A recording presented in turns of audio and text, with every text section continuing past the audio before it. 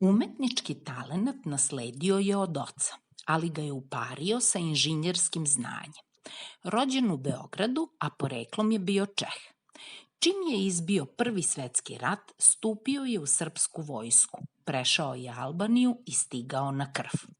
Izmučen, depresivan, odlučio je da u 39. godini tu, na Krfu, 1916. godine stavi tačku na svoj život. Tako je Srbija izgubila arhitektu, ako ne najvećeg, ono svakako među najvećima.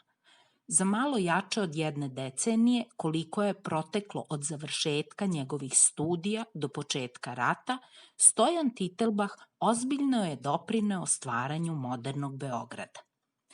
U ulici Kralja Petra 39 nalazi se kuća zidana 1907. godine za trgovca Arona Levija. Predstavlja jedan od retkih sačuvanih primera arhitekture secesije u Beogradu.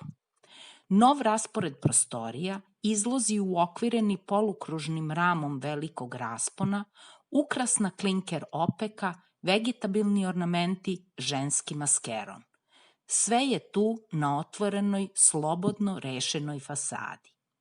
Levijeva kuća pokazuje da je Titelbach, za razliku od mnogih drugih arhitekata, bio rad da prihvati nove tendencije u gradnji i doprinese modernizaciji Beograda.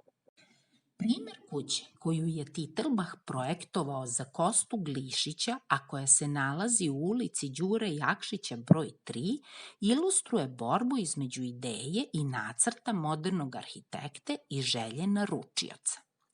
Glišićeva kuća je svedenija, a arhitekta je pokušao asimetrijom i otvorenošću fasade da ostane veran svojoj težnji ka stvaranju u stilu secesije. Kažem pokušao jer je prema želji investitora sam Titelbach prepravio prvobitni plan i dodao balkon na drugom spratu, koji je za razliku od polukružnog balkona na prvom četvrtast i kvari ritam fasade, unoseći dozu simetrije karakterističnu za istorijske stilove.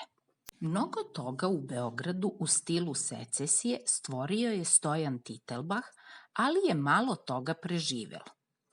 Neke zgrade su nakon bombardovanja u Prvom svetskom ratu prerađene i dozidane, poput kuće u Tadeuša Košćuška 18 ili zgrade na uglu Hilandarske 15 Jelene Ćetković, dok su druge srušene, kao kuća u današnjoj ulici Alekse Nenadovića, ustupajući svoje mesto urbanizaciji i naseljavanju grada.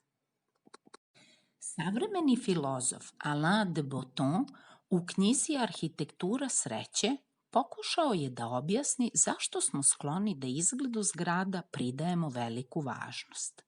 Verovanje u značaj arhitekture je zasnovano na ideji da smo mi, bilo to dobro ili loše, različiti ljudi na različitim mestima i na čvrstom uverenju da je zadatak arhitekture da nam živopisno predstavi šta bismo mi to u idealnim okolnostima mogli da budemo. Neka od preživelih arhitektonskih ostvarenja Stojana Titelbacha pokazuju da bismo mogli da budemo mnogo toga lepog, praktičnog i uzvišenog.